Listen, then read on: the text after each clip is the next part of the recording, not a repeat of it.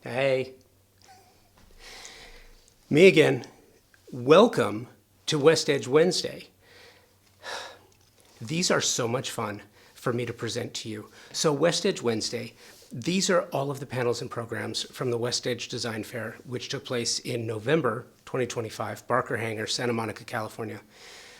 So much fun, so amazing. The main stage was presented this year, as it was last year, by Pacific Sales Kitchen and Home, a Best Buy company, friends to the design and architecture community, amazing folks. They believe in the experience. They believe in service. They have a world-class trade program, so check them out. The stage itself was designed by Kim Gordon of Kim Gordon Design. Simply amazing.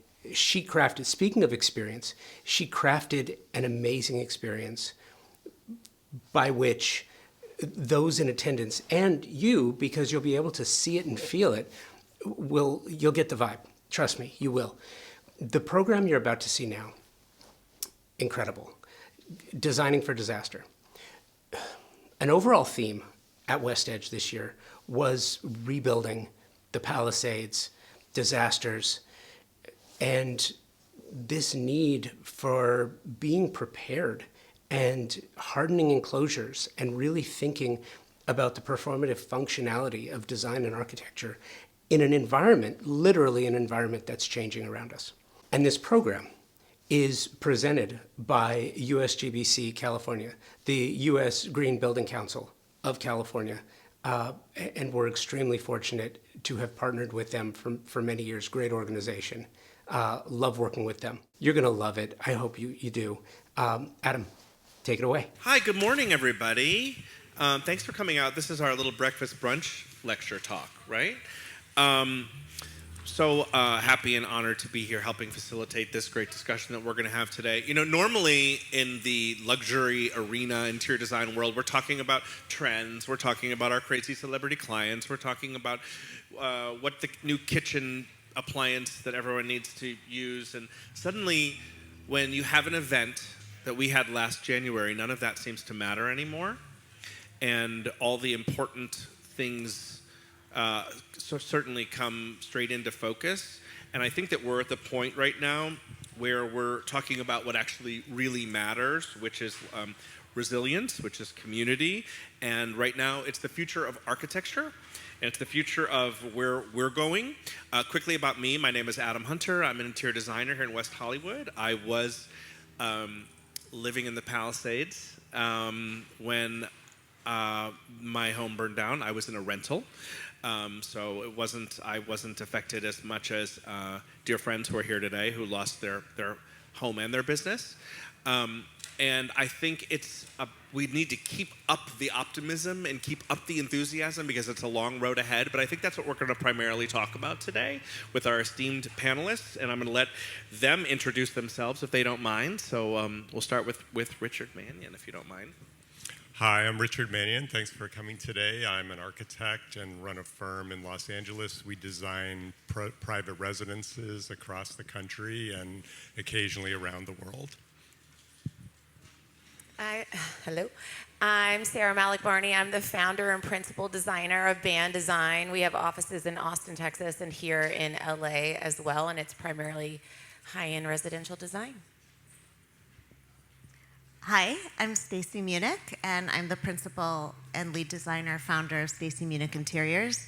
We're based in Palm Springs and Chicago, and work on luxury residential interior design projects around the country.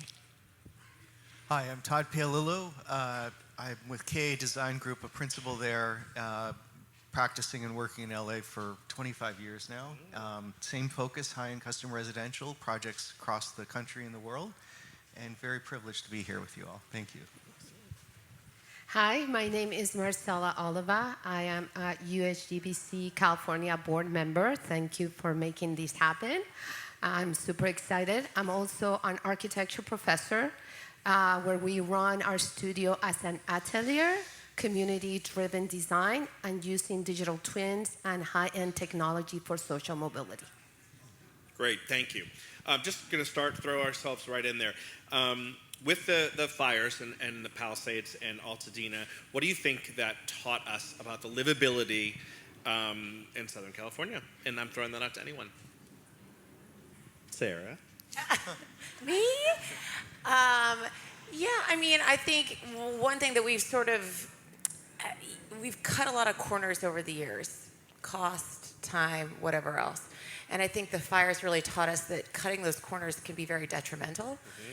And so now thinking about the materiality of what we're working with a little bit more thoughtfully, I think it became very important after the fires. I think, when you're building a home, you're just throwing it up. You're taking great care, but at the same time, you see the overall budget. Well, we could save $20,000 by using this lesser known brand or something that's not fire resistant.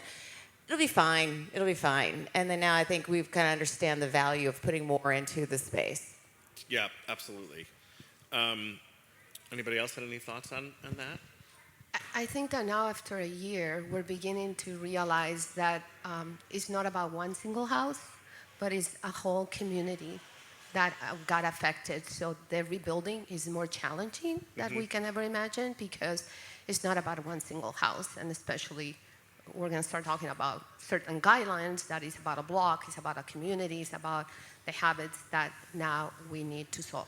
So exactly, and to that point, Richard, how do you think, what do we do to become better educated about products, and what can we do to increase resilience?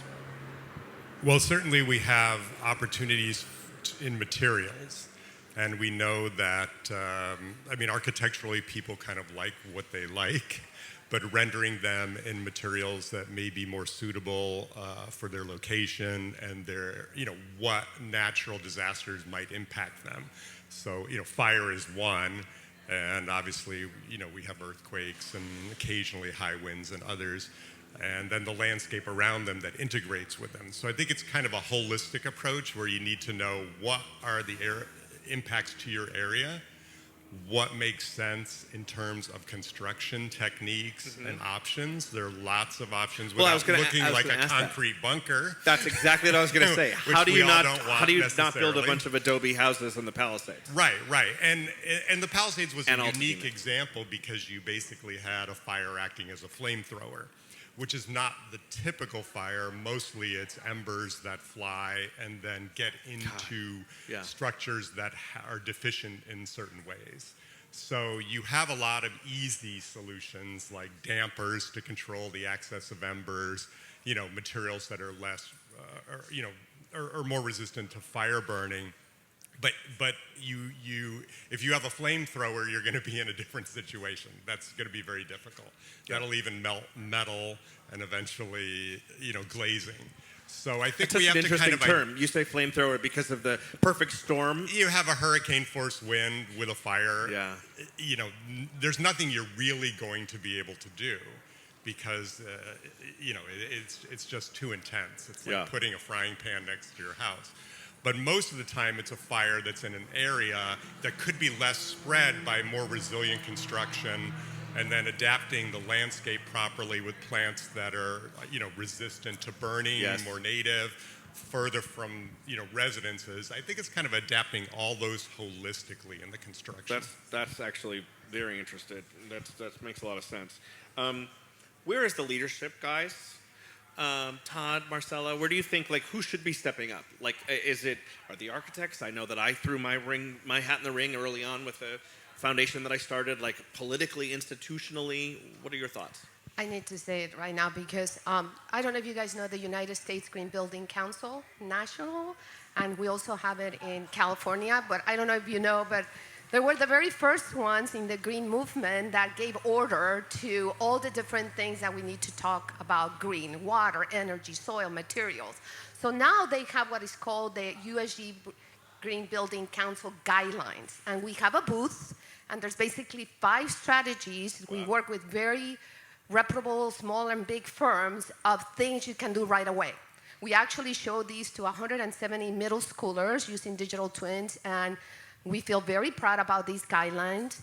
And we also have another resource, really important, called the Net Zero Accelerator. We have hundreds of products that come to Los Angeles that we have vetted, and we have cohorts of products specifically designed to behave better during these kind of catastrophes. Not only fires, but earthquakes, epidemics. You know, this is the world we're going to live, and we're working really hard to create a hub for you guys to come and see. So we can tell you more about it on our look for Julie. Raise your hand so they can see.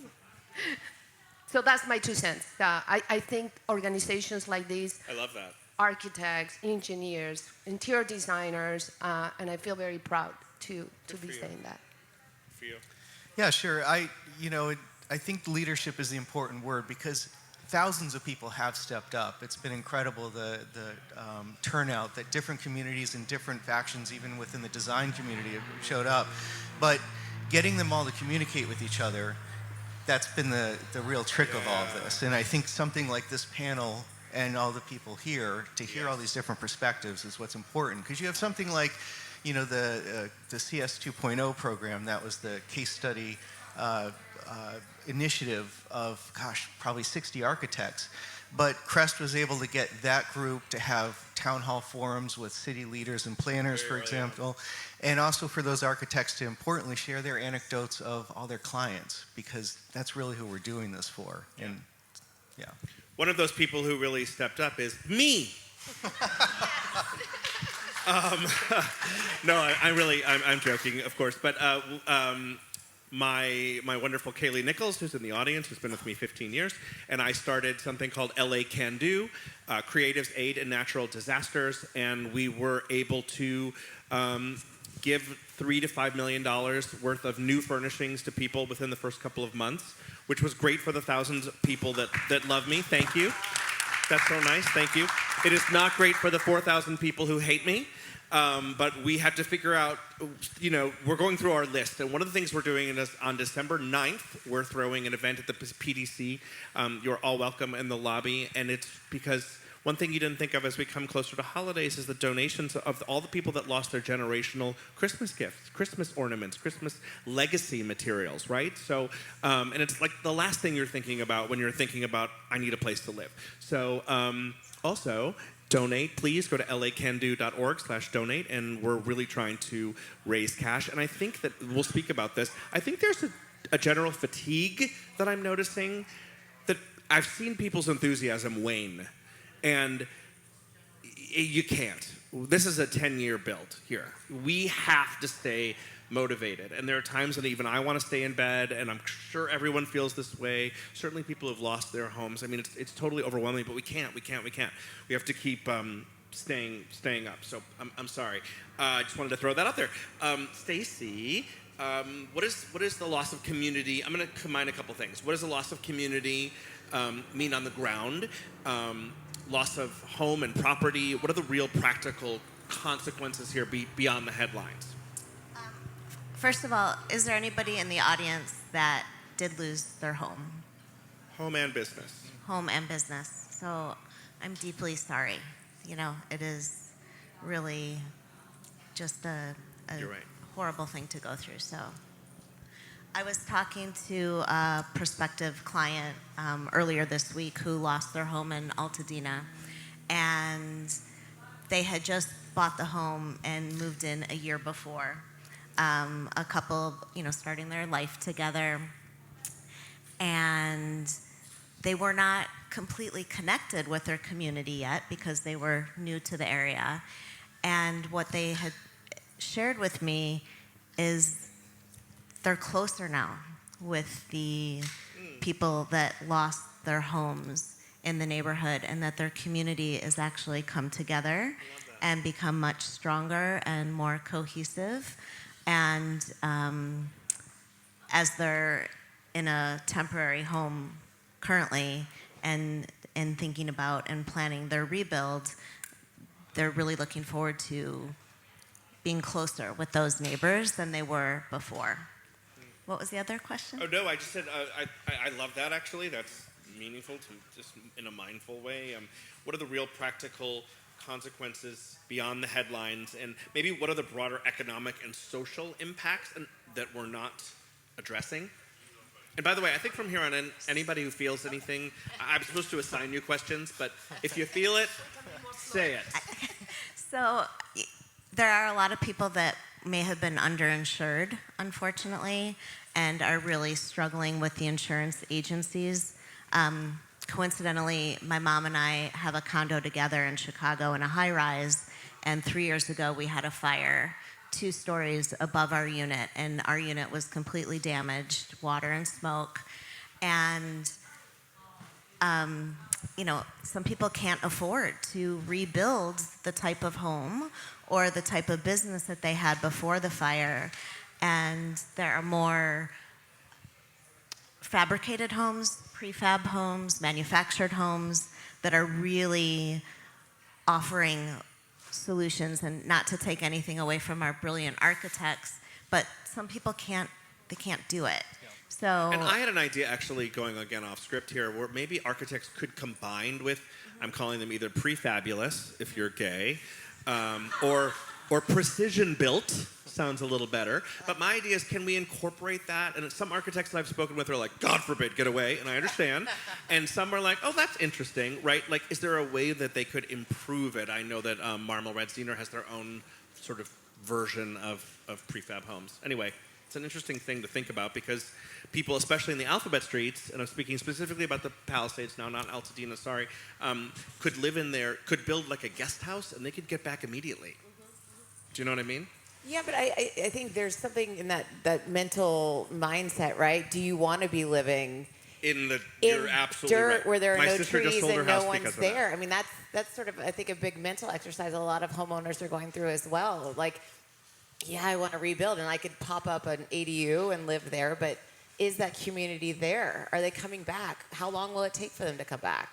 That's a real... And the health implications, which I know people which are still unknown. unsure of. Yeah. And I think that's the one place where architects can help in terms of visualizing the future, because for a lot of people, they just see the devastation or they just see the dirt. And, let's face it, houses take a long time to build. People need much more immediate things, which is where a lot of other people have stepped in. Yeah. And, the most remarkable thing up there is not the devastation, but there's not a place you can stand in the Palisades and look into the distance and still see part of the community intact.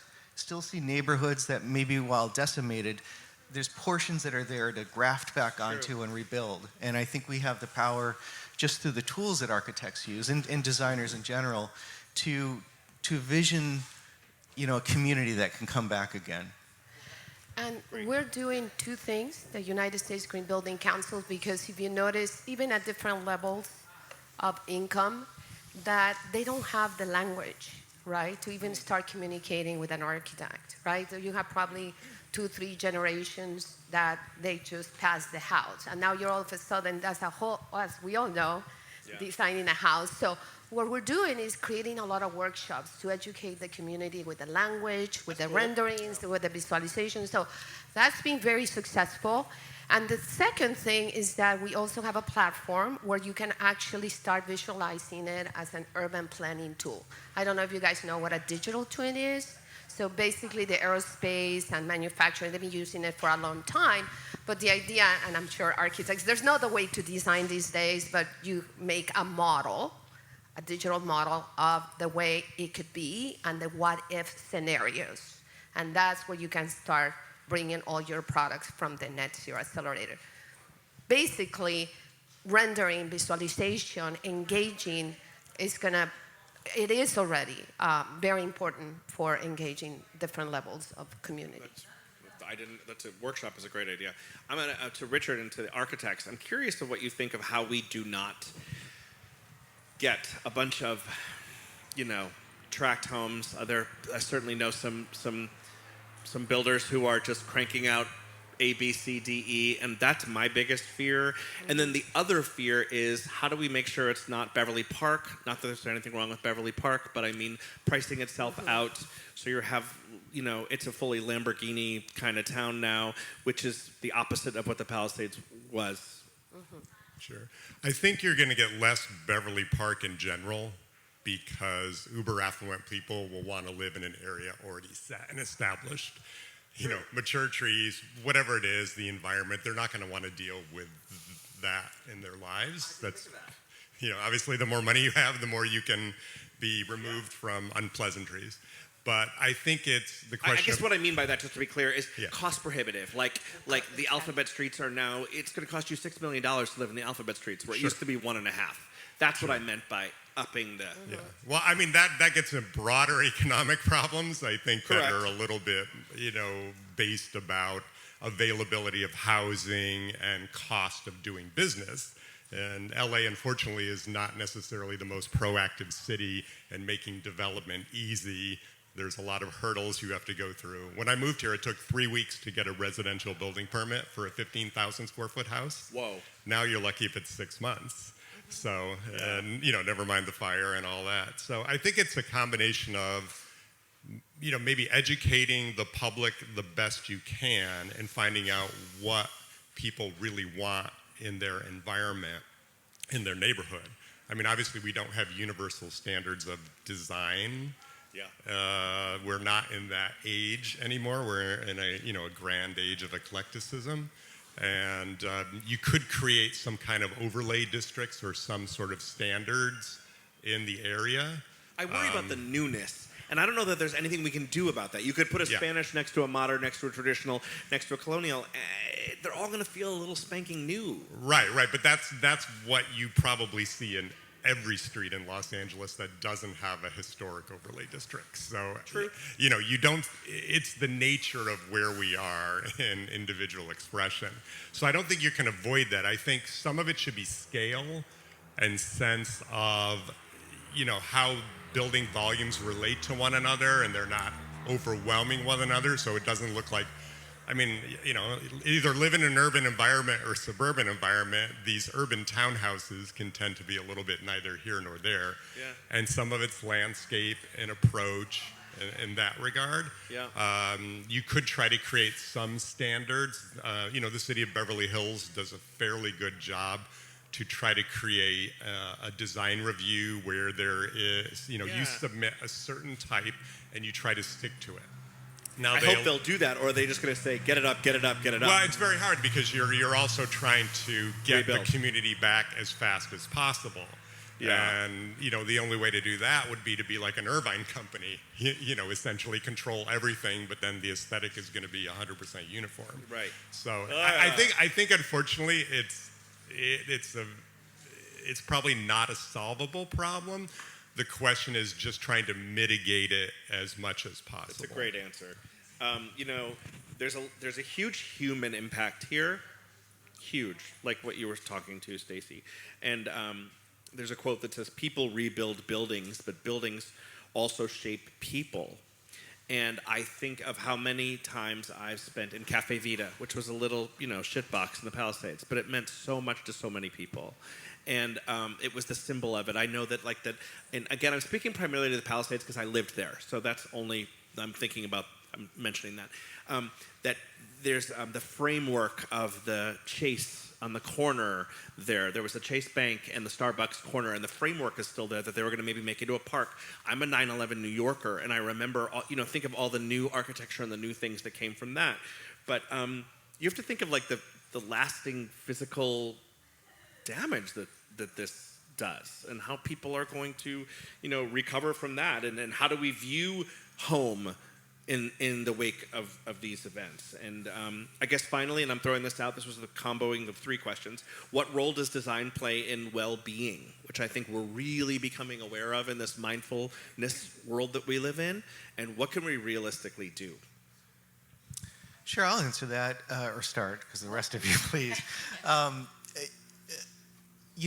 think that sometimes when we're focused just on the individual home and the individual aesthetic of that and sort of throwing darts at something that's more successful or less successful, but at a community level, a lot of attention can be put to the character of the neighborhood in terms of landscaping and restoring. And there was neighborhoods that didn't even have sidewalks, and taking an approach: is this something we want to reintroduce? A fabric that allows people to see it as a community and not just a collection of houses rebuilt.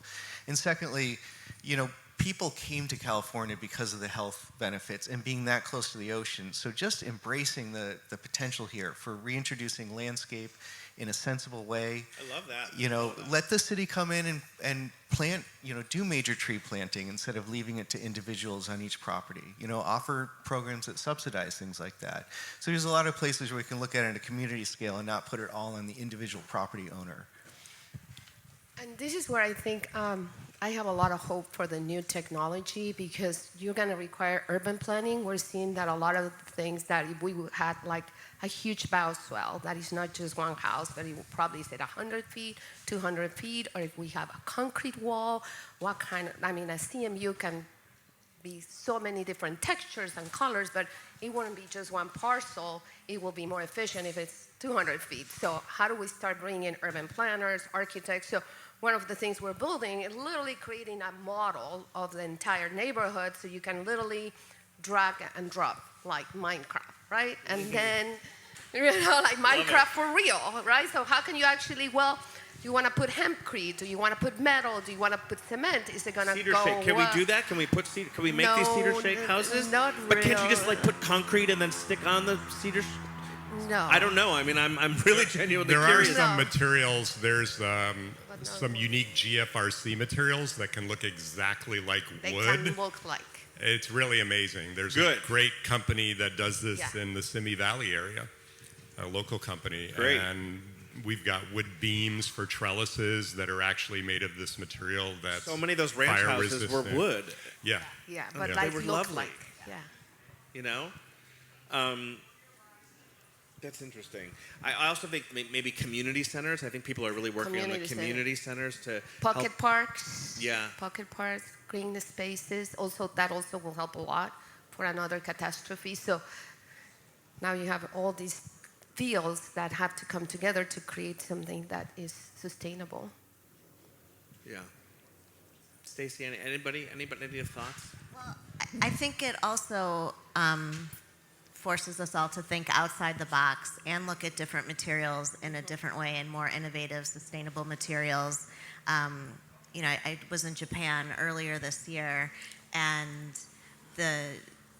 Ando's work is primarily concrete and glass and metal, and it is gorgeous. And when you're inside the home, it doesn't feel like you're in a concrete bunker. So I think it's, really bringing in some materials that were not used when these neighborhoods were built, and hopefully rebuilding Maybe it's a new better, look. more As sustainable long as homes. it's not the Jetsons, maybe it's a new look. I like the Jetsons. I do too. I Come was thinking, on. I love the city of the future. I think that's a great idea. I just think it still has to have heart. For soul. It has to have soul. It has to have Cultural soul. Yeah, but that comes from the people in it. And I think one of the most exciting things for me, that this positive spin on this, and my kids are gonna kill me, they're here in the audience, but we were driving here today, and they said, what are you speaking about? I said, designing for disaster. It's very uplifting, I know. And they said, oh, I know how to do that. We learned how to build a house that can weather through a hurricane. See?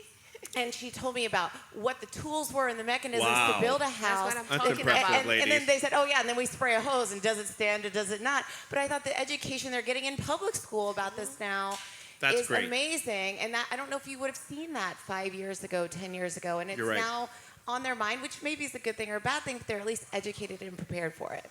That makes a lot of sense. It's funny. I was saying I'm a 9/11 New Yorker. In some ways, I thought this was worse, and because it didn't end.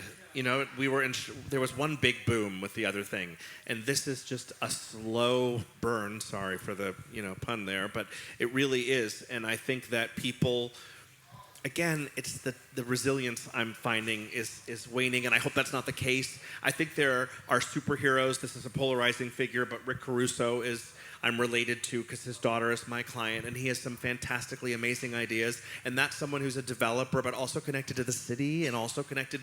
I just feel like there needs to be a lot of these people. You know what I mean? Again, Palisades Village was not popular when it went in, and no one wanted sort of the Disney-fication of Palisades, but it's my favorite place. You know what I mean? I think it grew on people. So. That's something to be aware of, is finding those people. And I guess the next part is talking about the future, the city of the future. What does that mean? And I'm fascinated to hear what you guys think about that. Like the sprinklers on roofs, and where do we go from here? What has to change incrementally, but also not incrementally, sorry, but systematically? What's going to be done? Who's got to do it? Well, you need obviously governmental leadership, because if you're going to make any requirements to existing structures elsewhere, and a lot of us, maybe if we don't live in the hills, I have a place in the hills and a place somewhere else, so I'm used to Nice. problems both, and I was evacuated on the Encino side so they could fight the fire. And so it's a question of, you know, what's going to be mandated, what's going to be required, because that has to be done incrementally. It's a very expensive issue for many people, but that leadership comes from government, you know, evaluating. Right now it's the insurance companies telling us what to do in the hillside zone, and Right. you know, Can the government take that over? I mean, I'm hoping. Well, I think you need to have certain guidance, regulations about it, so it's viable. Because a lot of things, you know, if you just lose your insurance, then you're probably going to think about selling your house. Yeah. Perhaps in this, you know, Of course. in the modern time we live in, with, you know, where these disasters are not infrequent. And the other is leadership in the community about what kind of community do we want to build when we're given what is an odd opportunity to reimagine a whole, you know, area. And one of the things about Los Angeles is it's more like Queens spread out over the size of Rhode Island. Yeah. It's not a normal, you know, True. it's a different environment. It's a group of suburbs that are now becoming more semi-urban or urban. And we're dealing with the transit issues and, you know, people getting around, and where do people who help and work for everyone else live and have a viable. I mean, my office in West LA, the little tiny 2-bedroom houses near it are $2 million. Yeah. You know, Yeah. my employees can't afford those. Yeah. And, you know, a lot of people can't No, afford of those. course. And that's all that is, you know, and there's some apartments, et cetera. But the Palisades, you now have the opportunity to reimagine what should we do in infill areas so that everyone can kind of live a little bit closer to where they need to be and still create, you know, a vibrant sense of community. It's a little easier if you're in Hancock Park or, you know, they're just closer areas. But the Palisades was a bit remote, hard access, you know, one major street. Yeah. But you needed a lot of people to be there Yeah. and work there. Yes. And so I think it, you know, maybe give us a little bit more thought about zoning and how we deal with now recreating an area, and then how does that inform the city as a whole? They did get rid of the mansion tax, right? The ULA, which was a very big deal, like a huge deal. I want to say just something Yeah. super quick, because I do work with government agencies, and these are some really great news. As you guys know, LA County has 5 supervisors, and maybe out of these we can continue a conversation. And you all know GIS, right? So right now it's a very strong effort. 2 days ago they have the GIS day, and we have all these GIS, 150 different all over LA County, and they're aligning all their services so we can look at water flows and energy and heat, and we're working with NASA, JPL. So I think conversations, that's why I think these panels are so provocative. Girl, you are in it. We gotta do these. I love it. I love it. Brava. Yeah, so so hopefully we can continue to make it happen.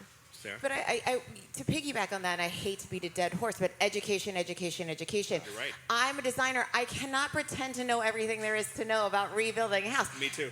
Nor should I, you know? And so educate me, educate the professionals, educate one another, and just continuing that education, not just, like you were saying, it tapering off and we sort of lose our steam. No, it's a continuing education that we need to keep going. Yeah. And also, I would speak to the interior design profession. You know, if you are rebuilding a home and you are working with an architect, it's never too soon to bring in a designer who is compassionate and is very thoughtful about the way you may or may not want to live in the home. Not that the architects aren't, but having a team together from the beginning to guide you through that process. And so when you do rebuild and recreate your new home and your new sacred space, it feels like you and how you choose to live in it in a new way. Yeah, I think that's That's valuable. I think architects are just starting now to have the phone ring, but I know that I lost 4 projects. One was, published and then burned down 4 weeks later. I mean, it's just trauma. You know what I mean? The client actually moved to Paris. Just was like, I'm done. We're going to start over, do something new. Which actually leads me to, when we do maybe get to questions at some point, I'm curious to hear from people who, I'm so sorry, were so affected by this on a personal level, and what you think we might be able to do, how you think we might be able to generate a new life here. Now I'm going back to my notes. Thoughts on required systematic changes, undergrounding power lines. Here are some examples, which I know we've always wanted to do anyway. Lowering permissible density. I do not know what that one means. Better use of infill. Also don't know what that one means. See, we need continuing education. See, right, exactly. That's why we got the word. I know sustainable materials, yay! Transition from wood to metal to concrete or other strategic building. I'm going to give this one to you if you don't mind, Todd. Strategic building practices to reduce waste, to reduce cost, etc. Sure. So, I mean, I think I just want to go back to a previous topic you mentioned about the mansion tax, and we have to make sure that all of these ideas aren't born on the back of the Palisades residents themselves. There's so many efforts, but if we can't test these ideas against communities like Altadena and other sort of edge communities, because some people they need to get back into their homes, and we can't. There was some good regulations that were lifted that I was happy to see. Even things that had to do with, as much as we love solar and the mandates with the state, those mandates were meant to happen over, incrementally as a slow accretion of time happens, not for an entire community to have to solve the world's problems all at once. So I just wanted to kind of circle back on that. But to your other question, remind me, we're talking about... what are the systematic changes that need to happen? And I'm talking here about materials, permissible density, changing from wood to metal, concrete, building practices, reducing waste and cost. Sure. Well, so on the materials, I'll say globally that, let's think of resiliency not just in the terms of fire, but bringing back an idea that architecture and construction and homes in general, they should last a lifetime. And I think a lot of the building community has drifted away from that, making it just a commodity. Yes. And so if we can wrap our heads around making these decisions on some of these materials, that it's not just about a singular event, but that I have something that I'm creating that's going to have value that's going to surpass my life itself. Yeah. And, as these people have mentioned, the technology that is advanced with these materials is it's amazing. How do you feel about prefab and all that stuff, both of you gentlemen?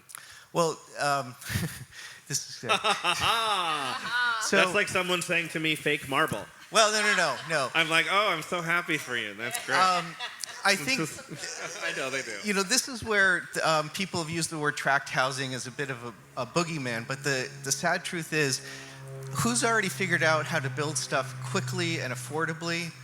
It has been that community. Yeah. And so I think the prefab community really needs to think about how they're solving problems on a mass scale and not just one-off solutions for individual architects, because that's sometimes where it gets tripped up.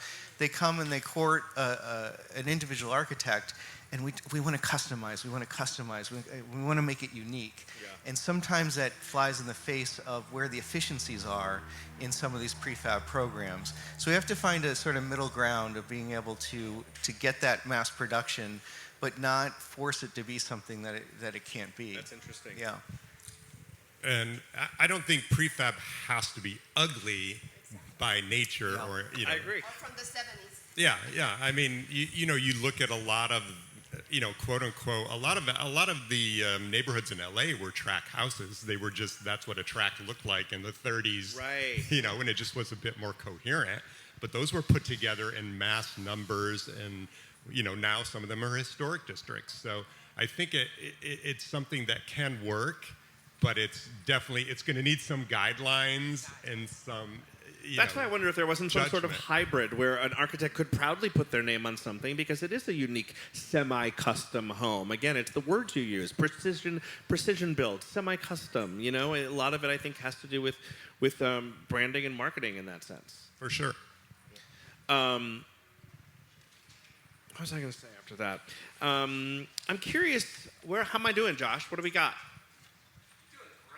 Doing great. Good. Well, I couldn't possibly. Thank you. No, but how much time do we have left? We got about 10 minutes before questions. Okay, great. So, what do you guys want to see? Now I'm making up questions. What do you want to see done? Like, if you were in charge, what would you do? I like this for you, because you're in charge already. I will create a digital twin for each neighborhood, but I will hire local people, local architects, to help us do the model, the digital model, and then have all architects. Digital meaning like they can a client could select. I had an idea where you could pick a house and almost like a Tesla app, but Yes. but aligned with the best in the business. Exactly. Not And aligned with guidelines. some of the. I won't say it, but I really want to say No, it. Some of quality. the developers or the spec people or the Yes. contractors who are swirling Yes. and looking for opportunities. And materials too, so Yeah. the consumer will be protected too. And now with AI, you can very quickly do wall assembly for thermal, for wind. And what is beautiful about this is that we all know that the wind, the way it moves, the water, you can start looking at the urban planning, macro all the way to micro. Oh, cool. And then work with all the government agencies. We already have tetra million amount of data that we can bring, that we already know that neighborhood, and they want to work with us. So I think also through workshops, like you say, we open workshops for professionals, workshops for the community, workshop for products.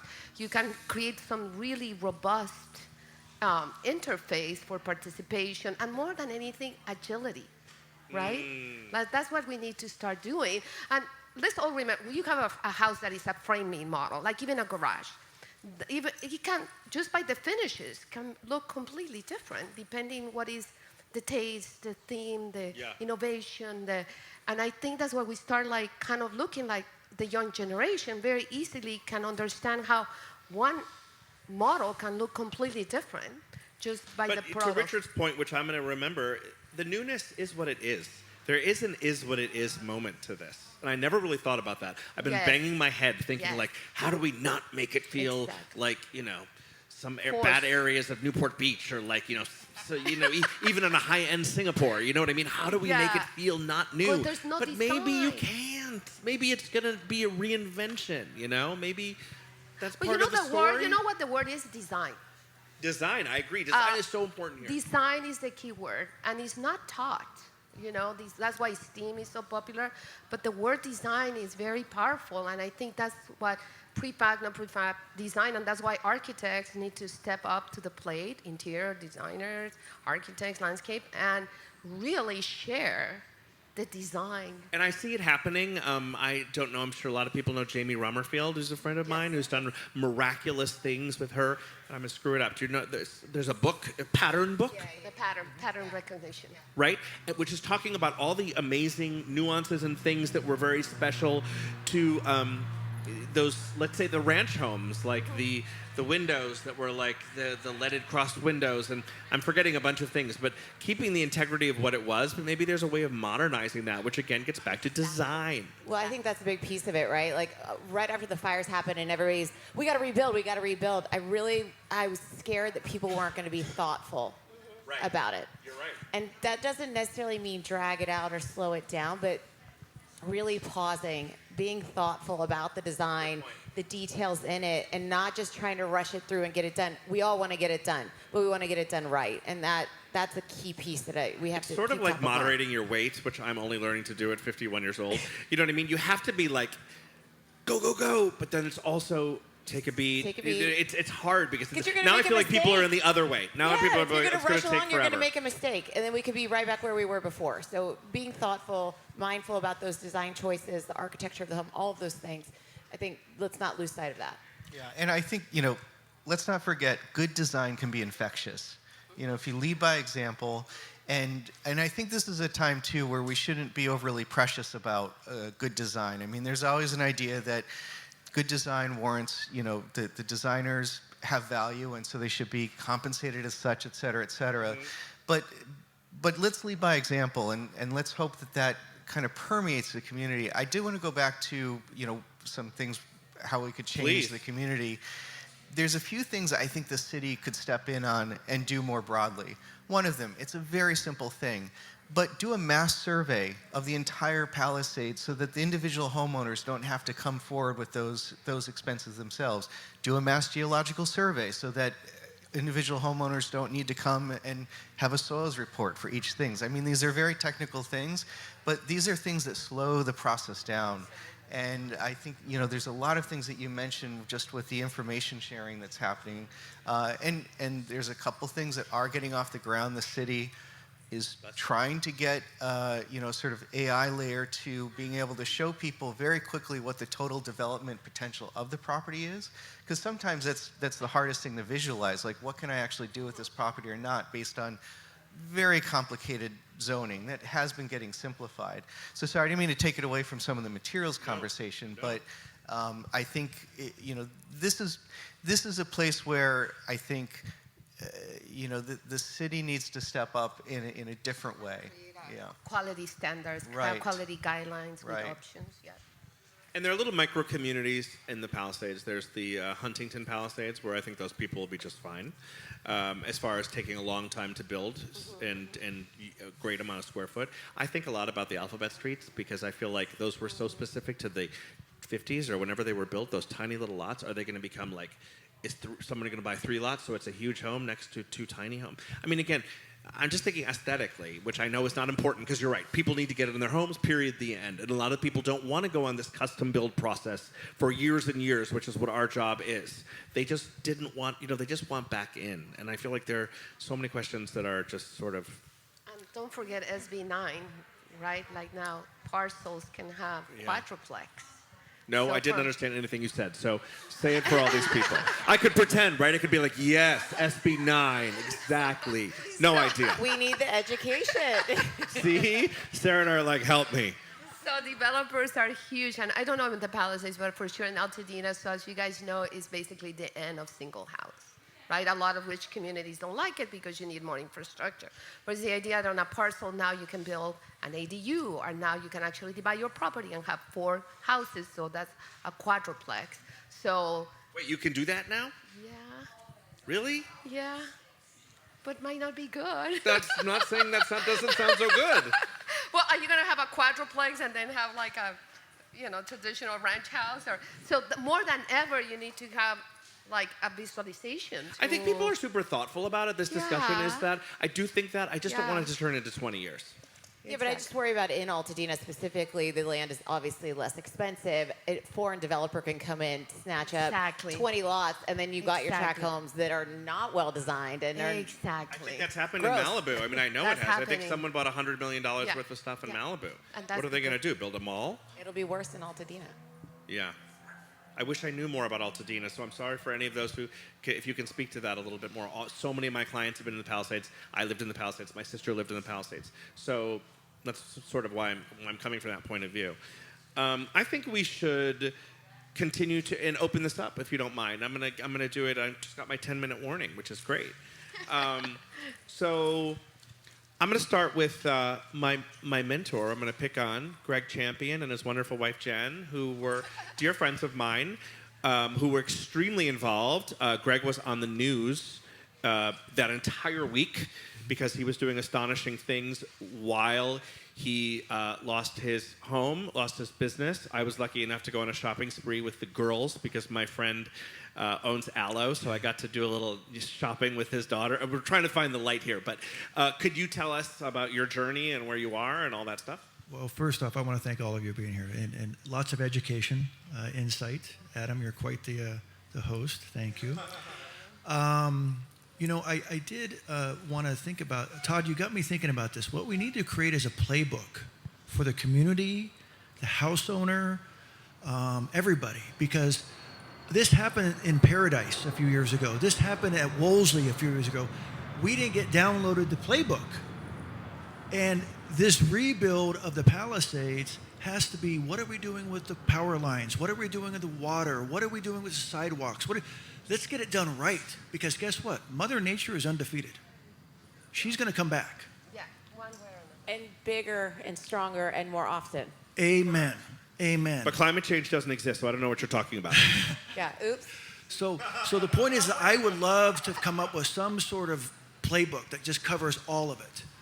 And then guess what we do? We pass this playbook down to Orange County, who passes off to Scottsdale, to other fire zones, and all of a sudden every community, because here's the thing that pissed me off. I had a pool in my backyard. The fire trucks pulled up, they had no water. But if they had access to that pool, or there was automatically pumps at the pool, every house that has a pool has an automatic pump from here on. We have to do that, those simple things like that. I will say this, that I'm very grateful that you guys have stepped up in your way. I just have one question for each one of you. You can go, what's the best idea you've heard? You go around real quickly. What's the best idea you heard? Using your pool for water. That was my answer. You are the same. Come on, fancy architects. With the best idea, I'm going to say it's is brush clearance. And that means, just to elaborate on that, I mean, that means like landscape carefully. I'm good shot. Okay, go ahead. I shot in the office. Me too. I think it has to do a lot with it has to do a lot with vegetation that's too close to things that will become flammable, and then vegetation that by its nature is highly flammable. So, the city is also trying to, facilitate this. But right now, my insurance company has mandated it, or I lose my insurance. So I understand that, that's an easy solution, and it's more removal. It's not you have to put in an infrastructure. It's really you have to trim, clean, and do all of that work. But I think that's a first step that almost everyone could do reasonably. Yeah. I heard the idea of a pattern book that's been mentioned, and I think that could happen at so many scales, at architecture, interior design. Stop waiting for a client to come forward to inspire us. Let's group together and just mass produce as many great ideas as possible to get them out there to inspire other people to grab something from that. I mean, best idea, we said it here earlier, is not being precious about it. I mean, by nature, I'm not a very sentimental person because I'm probably dead inside. But I would say, but there is something to be said about home and the feeling of it. And if we're too precious about it, we tend to start to work it to death and slow it down. And yes, be thoughtful, but also let's get the thing built. Which I think just is a big rule for interior designers that I like to teach young interior designers in general. Don't get in your own way. Stop looking at 50 Shades of Pink. Get the shit done. The stitching on the lampshade will be okay, the color that it is. Your pillow's okay. Yes. We're not saving lives. I mean, this is so basic and not creative, what's going to come out of my mouth. But I think that I know all the new homes that are being built are required to have sprinkler systems. Seems big to me. I mean, it's basic. Are they required? Is that a requirement? I thought they were. It's based on your zone. Yeah. Based on your zone. Yeah, my Altadena client said it. Yeah. Oh, okay. Good. We need to make them prettier, is the problem. Yeah, we need pretty sprinklers. I do agree with you there. And smoke detectors. Yeah, a prettier smoke detector for sure. Some style. Brass coated. brass smoke detectors. I think there's some new businesses going to be born right, today. I'm starting to think.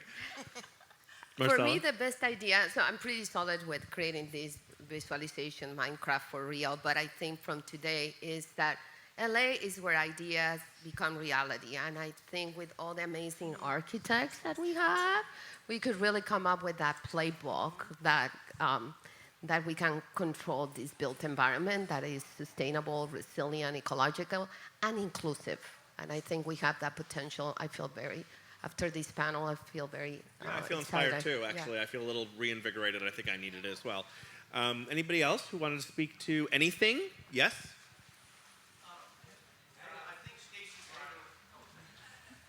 think Stacy, you brought it up about community and the tree and the landscaping. Has anybody heard anything about all the trees being brought back to Palisades or Altadena? Meaning from the city side or county? I haven't heard from a city side, but I know that my client, potential client, let's cross our fingers, will be my client. They're lovely people, but they are required to have, as you mentioned, Richard, less, not only different type of vegetation, but less vegetation and vegetation further away from their home, think flammable plantings that could spread fire. So the city is mandating that. I'm saying in regards to has the city thought of all the city trees that were there that are gone. I think it goes back to your community. People saw trees in there. You're right. It makes it more inviting. Yeah, it's so flat and so black. That's the part that's just staggering when I drive through. I don't know anything about that. So I hope that becomes. They are. Out of the interior design business going to tree business. You're right. Brass Bunch detectors. of new businesses. I Let's know, I talk. love it. Let- time for a pivot. Oh yes, Ms. Jen Champion, please. I just wanted to mention, well, thank you for doing this panel. There is an organization called the Tree People, so perhaps they'll step up in a way. I haven't mentioned, I haven't looked them up recently, but I have volunteered with them in the past, so maybe there's an opportunity for them to come in. I just wanted to put Again, a I do period think on that that's part of thought. something. I think that's part of the wonderfulness of all this, right? People are coming out of all their specialties and saying, "How can I help? How can I help? What can I do?" Anything else from people who might have been personally affected? How are you feeling?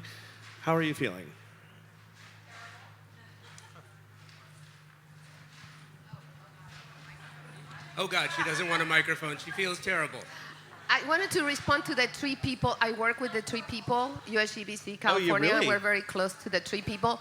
And they, first of all, LA County has a really, you will be surprised how they have all on GIS, all available sidewalks that could be retrofitted. But we're thinking a lot about, as you know, trees, it's going to take a long time before. So they're also thinking about shade structures, and they're also thinking about bioswales, so to create like a little micro, climate around the trees. So Can we bring in trees? Again, ignorant. I don't know. Yes. Can we just bring in yes, trees? but I think it's the proximity. So you have the 5, the 10, the 20, the 30, and then concrete walls that could have some kind of cultural character. I think this is an opportunity to bring local identity through concrete. Back to the walls. concrete stuff really quickly. Like, how do we have to fireproof them? Like, can you not do cedar shake? Like, I didn't really feel like I got an answer to that. The cedar shake or the wood or that traditional Hamptons Palisades look, can that not be done anymore? Well, the thing about a wood house is it doesn't necessarily just burst into flame, right? You've got to have the source. And embers are around 95% of the spread of any fire are the embers, and they get into the attic areas through ventilation or cracks and other things. An open vent. So it doesn't mean because your house is wood, it's just going to burst into flame. It's when you get these big flames that go through that it's going to go obviously to these materials first. Is the answer going to be this new place in the valley that you mentioned, materials like that? Well, we do get into this problem that all of us who deal with architecture or green building codes know is wood is the greenest. The least green is metal and concrete. Oh. So we have an issue there too. It's not one solution solves all problems. But, aesthetics are going to drive a bit of what product you can use. And it doesn't mean you can't use wood. It means sometimes it's the size of the members. They don't burn easily when they're bigger as opposed to smaller. So the city banned trellises in new construction that have very small wood members. So there are these rules and regulations governing a lot of this that come up when you get a building permit. The problem is if you're just in a home and you're just going to do cosmetic work or minor work that's only going, under 50% of remodeling, you're not required to bring your project up to code either. So, it's all these factors. I think you have to identify each one. It may be there's no recipe that fits everybody. No one size fits all. I think it's going to be how building by building. And I think it's gonna come down a little bit to, again, what insurance companies tell you to do. They came around my house and said, you have to do this. Yeah. And okay, I'm going to do it. Yeah. And I'm the architect, oddly enough. But I'm like the cobbler. The kids don't have any shoes. I think you have to have a bit of all of that together and produce guidelines that are sensible. You have to make this economically viable, or it won't happen. That's the part that doesn't. I don't feel like maybe anyone's there are made any tax progress. incentives for things like this. There's some, tax incentives. And aren't all the insurance people being like, no? Isn't that like the answer? Just no? Like sorry, you can't. Like, I feel like there's not a lot of I feel like there's a lot of graciousness happening with designers. I feel like with architects, green people, a lot of thoughtfulness, but I just don't see like massive, it's been a year, like where are the massive swings Well, from I think, insurance? Insurance is a business, though, that only survives because a whole bunch of people don't use it. That's the same for car insurance, health insurance. You have to look at the nature of the industry, and yeah, it's you have to look at all of the items together, weigh them out, and make a rational solution that's going to work. Otherwise, you just get patchwork stuff that won't matter. And if your neighbor's house has lots of palm trees and bursts into flame, well, you better get that pool pump, or a pool if you don't have it. Yeah. So I think it's a combination of all the different things you can do in construction, but certainly mandate all new construction and remodeling to require sensible fire-resistant work and landscape. Don't plant palm trees, plant oak trees. A lot of it is, some of it's just common sense. To oak trees, again, education. They're highly fire-resistant. Okay. Compared to most trees. They were here. Yeah. They're natives, so. I got this symbol. Anybody else? Anybody else? Any thoughts? Any questions? Yes, final question?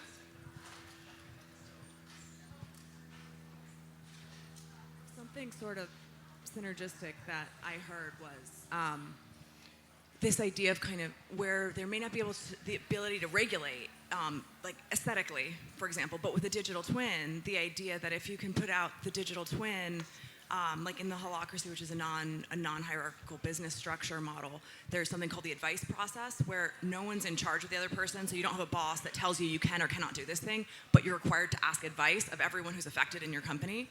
So kind of like the idea that the digital twin, while maybe we wouldn't even want there to be an aesthetic restriction, like in places like Tuscany, for example, or in historic neighborhoods where if you have to use these paint shades, these 3 paint shades. I grew up in the East Coast, some of those places, it's like very restricted, and that's how you go, and it still looks like the little village or whatever. But, the idea that I think collectiveness and just that collective eye on the space could help organically create a cohesiveness and also share that inspiration. So if they're looking at the digital twin, they see, oh, this person's doing this creative thing with a pool. And then hopefully, as the interior designer was saying, I will say that my family lost their home in a fire in 2018, which was my childhood home. It was a 140-year-old Victorian home. So sad. It was so awful. And also to those who did lose their homes. But it was just devastating. Fortunately, the insurance did pay for the rebuild, but it still kind of looks the same from the outside. But my parents who live there now, they got things that they never thought they would have. And so I think speaking to the interior designer as well, like, in the rebuild, at least leaning into things that maybe you always dreamed of, or you can starting to get people actually excited and creative, something playful, something. So just lean into potential that you couldn't have had before. Looking for those aesthetic hints that are reminders of the culture and the color, and that hopefully the digital twin can. At least if everyone doesn't have to be a requirement, doesn't have to be a law, doesn't have to be a regulation, but if everyone can at least look at what other people are doing, there could be an organic inspire unity. Each other energetically, be positive. We spent a lot of time talking about time and money and materials today, but you're absolutely right. That's the perfect thing to end on. I grade us with the letter A today for this panel. If I do say so myself, I thought this was amazing, and everybody had such a good synchronicity. It was better than our Zoom call, even. And I'm going to turn it back over to Josh Cooperman, who's the star of all this. Thank you. Oh, no, don't say that. That is absolutely not true. But can we give a little bit of love to these folks?